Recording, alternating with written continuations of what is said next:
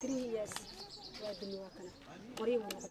A fallen tree is not unusual in this barren corner of northeast Kenya. For Bilado Hassan, it's a reminder of how her life turned out. My father planted it when we arrived here in 1992. I asked him why.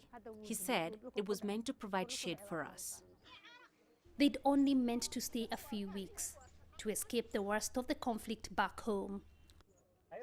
23 years on, her father's long dead, buried behind their house, and Dadaab has become her life. 7 of her 9 children were born here. The Kenyan government wants everyone at Dadaab uprooted and sent back to Somalia. It's convinced the camp is a springboard for attacks by Somali militant group Al-shabab. Bilado is chair of the camp's security committee.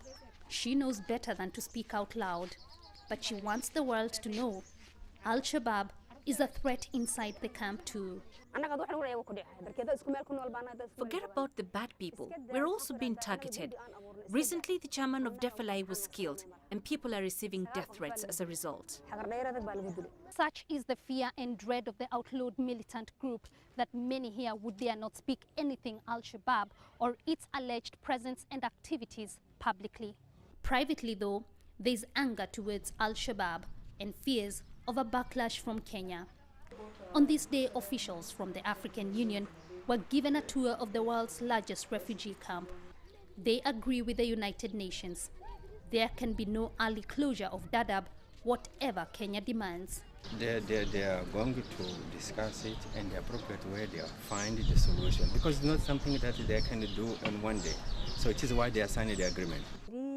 That day seems a long way off, but Bilado Hassan believes there will be a time when she can go home. We have a Somali saying that says, living in land that's not yours, you live in fear. So there's no place better than home. And maybe she'll plant a tree there too, for a little shade and for her father. Jane Keo, CCTV, Dadaab, northeastern Kenya.